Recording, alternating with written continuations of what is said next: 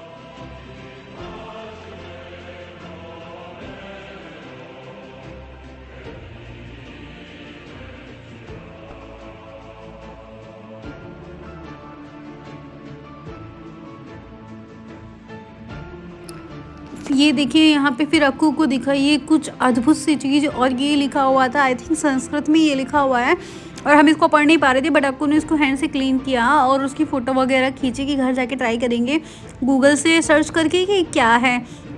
और ये उसी टाइम का लिखा हुआ है। और आप जैसे कि उस आंटी ने बताया, यहाँ पे ज़्यादातर म्यूज़िकल चीज़ों से जुड़ी हुई कलाकृति बनी हुई हैं। तो यहाँ पे ना म्यूज़िक, जो संगीत है ना हमारा, संगीत बहुत पुराने टाइम से चलता आ रहा है और संगीत के थ्रू बहुत सारी चीज़ें लिंक की जाती हैं। और यहाँ पे देखिए ये जैसे राजा वगैरह बना हुआ है। मैं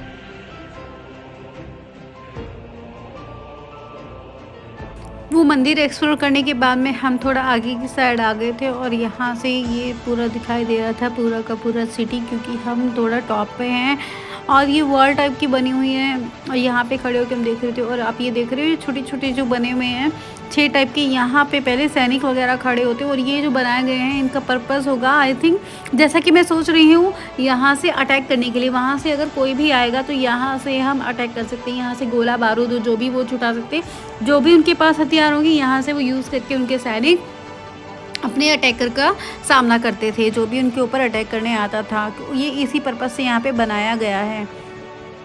गाइस मैं ना यहाँ पे देख के ना एक चीज़ फील कर रही हूँ कि जो हमारा इतिहास है ना, मतलब वो इतनी गहराई में है और इतनी डीप में जुड़ा हुआ है ना हम लोगों से, और हम लोगों को पता ही नहीं होता है कि हम लोग अपने बच्चों को नहीं बता पाते। हम लोगों को, मुझे नहीं पता है, किसी को भी नहीं पता होता।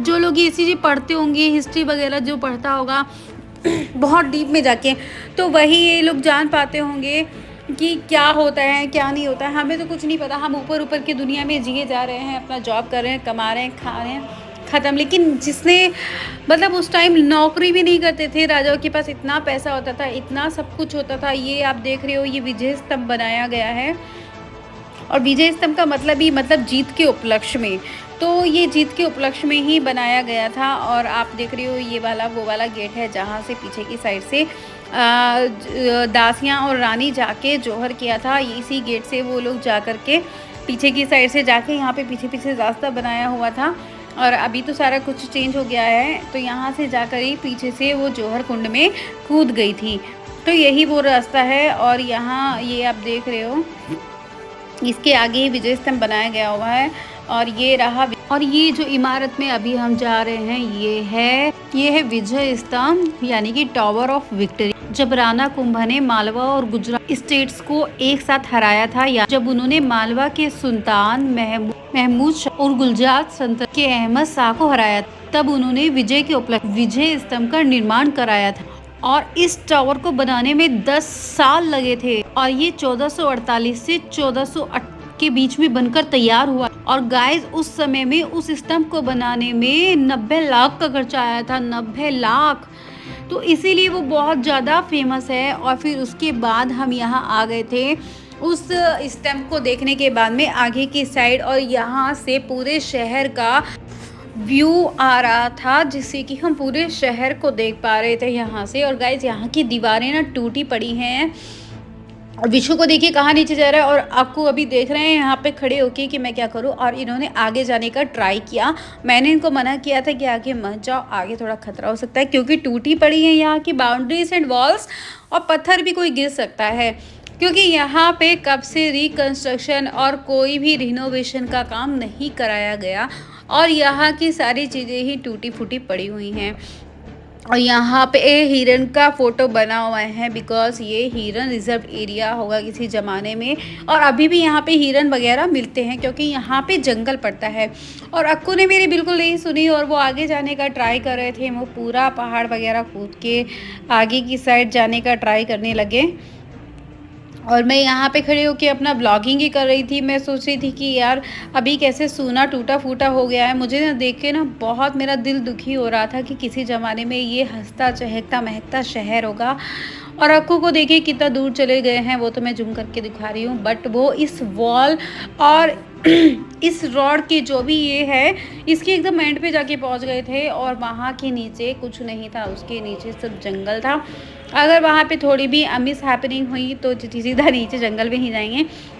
गाइज ये वो जो जंगल देख रहे हो ना, ये वही जंगल है जहाँ पे अलाउद्दीन खिलजी ने कैंप लगाया था, और ये पूरा एरिया वही है जहाँ पे वहाँ पे अलाउद्दीन खिलजी आके रुकता था, उसकी सेना रुकती थी। तो ये पूरा जंगल वही है, और यहाँ पे दीवारें हुआ करती थी जो कि उन्होंने आक्रमण के समय में पूरी तहस नहस कर डाली, और इतने सुंदर और अलौकिक और इतने अट्रैक्टिव किले को ऐसा बना दिया खंडर जैसा। और अक्कू वहाँ पे कर रहे हैं फ़ोटो शूटिंग, और थोड़ा सा वीडियो क्लिप्स वो बना रहे हैं, और क्योंकि उनको अपने फ़ोन में ज़रूर कैप्चर करना होता है, वो मुझसे ले या ना लें। और सुधा भाभी उधर बाहर खड़े होके ही नज़ारे का मज़ा ले रही थी। और अब यहाँ पे आप देख सकते हो, यहाँ पे गांव वगैरह बस गए हैं, यहाँ पे लोग खेती करने लग गए हैं, यहाँ पे आराम से अपनी खुशहाल ज़िंदगी बिता रहे हैं।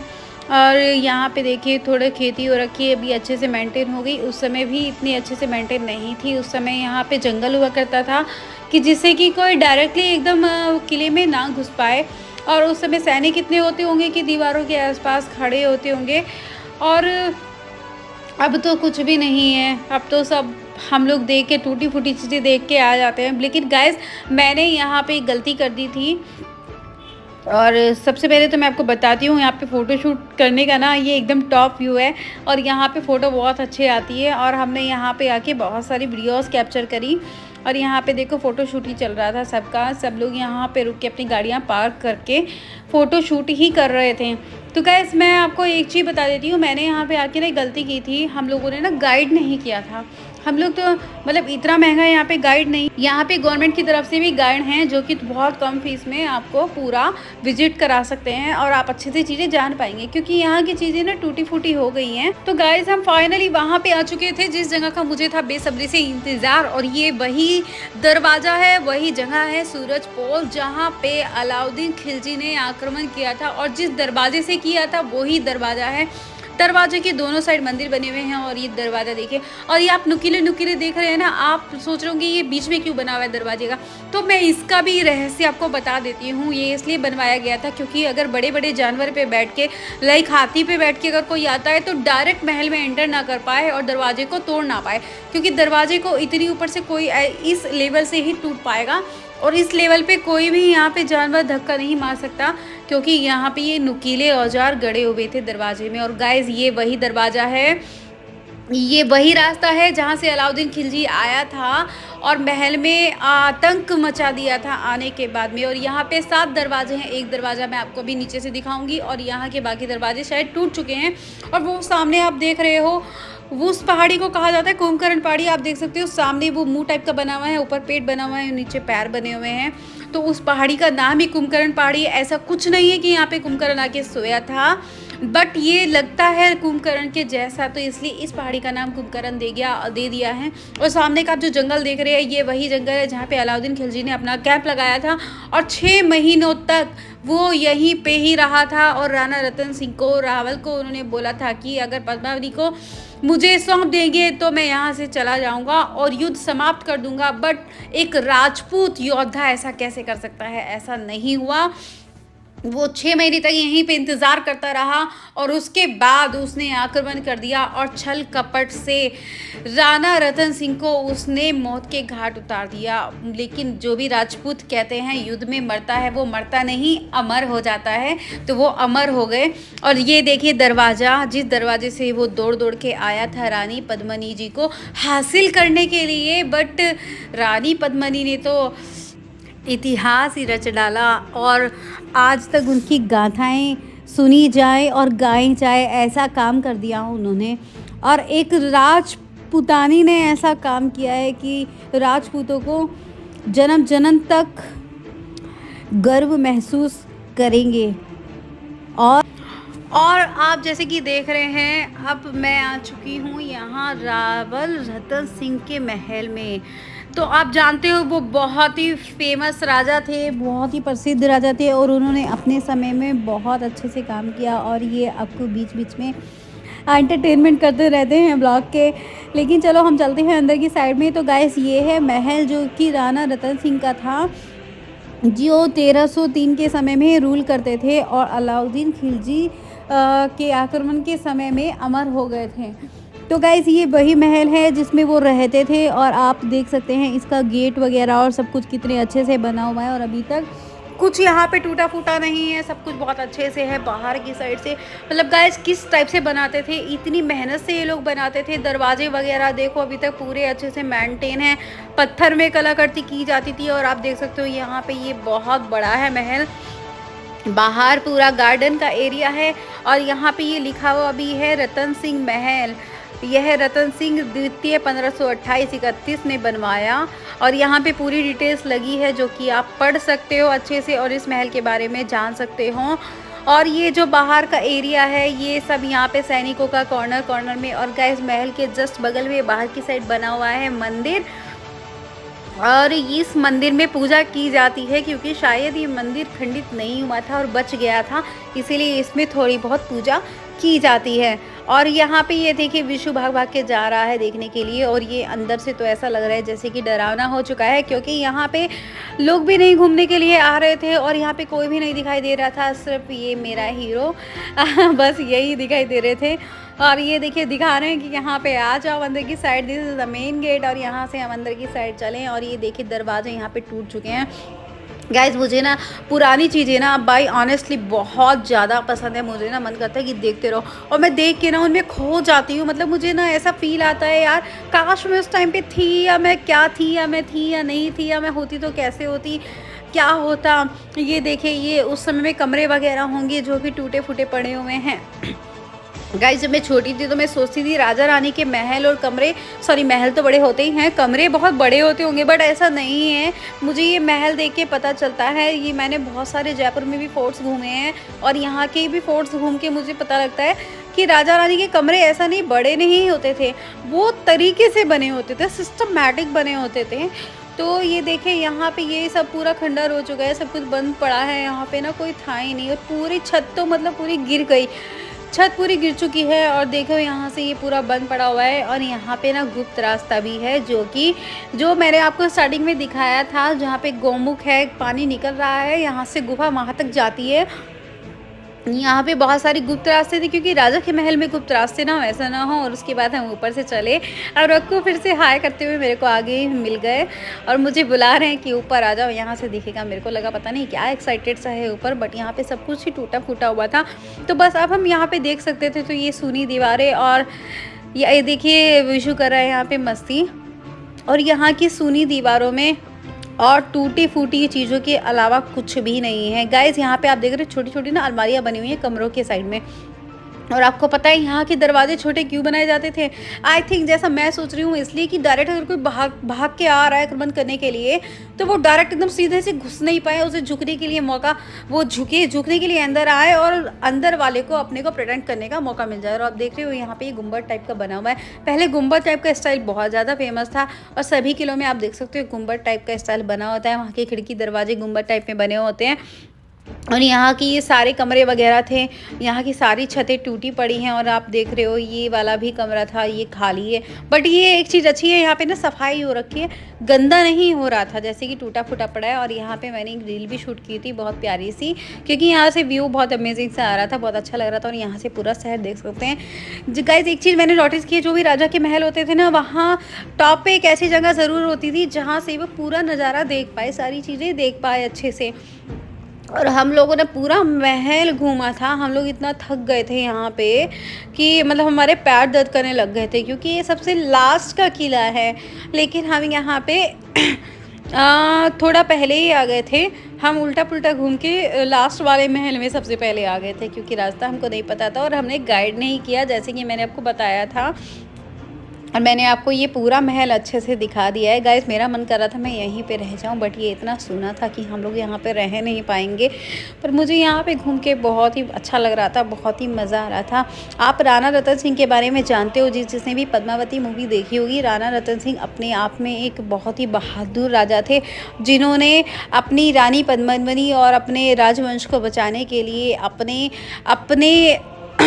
अपने शहर को बचाने के लिए, अपने एरिया को बचाने के लिए खुद की जान गंवा दी। लेकिन वो सामने से लड़े और धोखे से नहीं उन्होंने कुछ भी किया। अगर वो चाहते थे धोखा करके जी सकते थे, लेकिन वो पीठ दिखाना पसंद नहीं करते थे। वो सामने से युद्ध करके जीतना या अमर हो जाना चाहते थे, तो वो सामने से युद्ध करके अमर हो गए। और अलाउद्दीन खिलजी ने उन्हें धोखे से मारा है, ये तो सभी लोग जानते हैं। और उन्हें धोखे से ही मारा। अगर सामने से वो न्याय से और अच्छे से और रूल्स और रेगुलेशन फॉलो करके यहाँ पे युद्ध करता, तो शायद वो ये सब नहीं होता और राणा रतन सिंह कभी हारते ही नहीं, क्योंकि वो एक बहुत बहादुर और वेल टैलेंटेड राजा थे।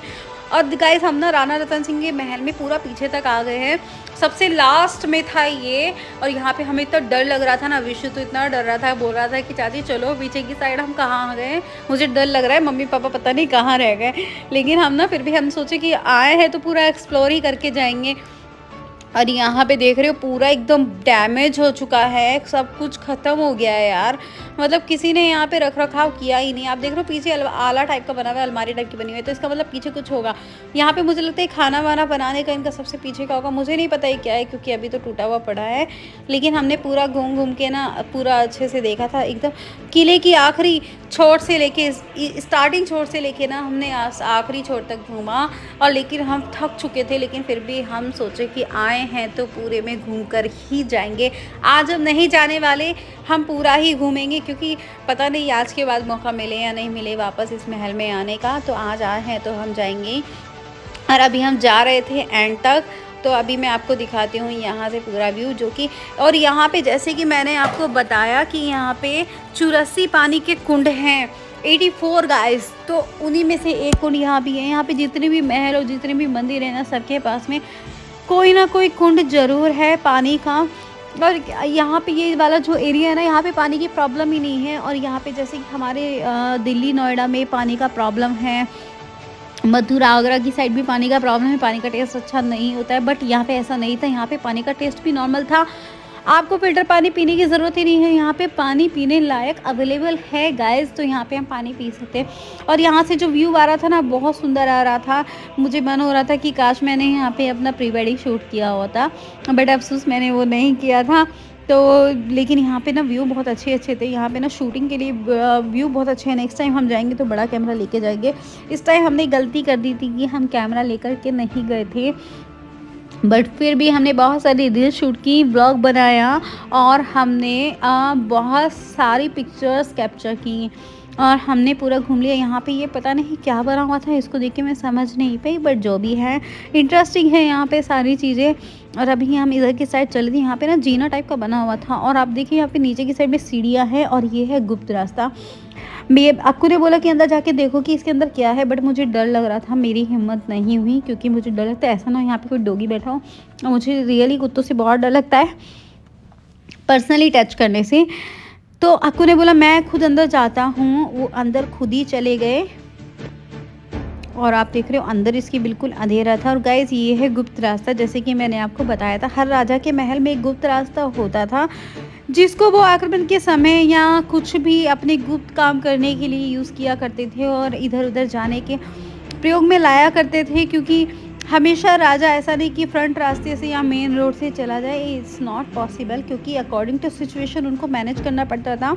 आपको अंदर जाने के बजाय अंदर भी चले गए थे और उसके बाद में मेरा कैमरा भी लेके वो अंदर चले गए, तो मैं वो शूट नहीं कर पाई। तो फिर ऊपर टॉप पे चले गए, एकदम किले के जो टॉप वाला एरिया था, वहाँ से सन का व्यू बहुत ही ब्यूटीफुल सा आ रहा था। अक्कू ने पूरी वीडियो कैप्चर की और बहुत अच्छे से वहाँ पे आप लोगों को दिखाने के लिए हमने सारा एरिया कैप्चर किया।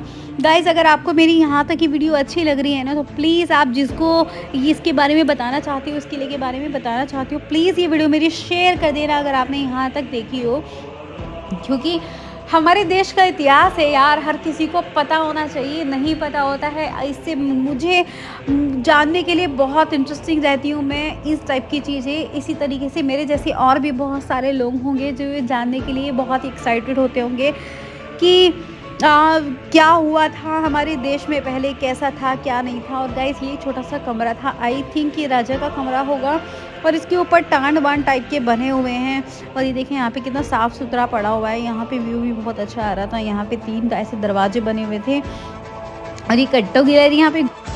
गाइज़ यहाँ पे आके ना मुझे बहुत अच्छा फील हुआ, मतलब मैं अपनी हिस्ट्री को, अपने इतिहास को महसूस कर पा रही थी। और गाइज़ अगर आपको मेरी ये वीडियो अच्छी लगी हो ना, तो प्लीज़ शेयर कर देना और चैनल को सब्सक्राइब किए बिना तो बिल्कुल मत जाना। गाइज़ अपने इतिहास को जानना हम लोगों के लिए बहुत ज़्यादा ज़रूरी है, तभी हम उसकी सभ्यता को मेंटेन कर पाएंगे और उसकी इज्जत कर पाएंगे और चीज़ों को अच्छे से समझ पाएंगे, देख पाएंगे। तो गाइज़ वीडियो को लाइक कर देना, चैनल को सब्सक्राइब कर देना और अपने बच्चों को, अपनी फैमिली को, सबको बताइए कि ये सब चीज़ें हमारे देश में हुई थी। हम तभी हम क्या सही और क्या गलत में फ़ैसला ले पाएंगे। गाइज़ ये था मेरे यहाँ का ब्लॉग और जल्दी ही मैं मिलूँगी।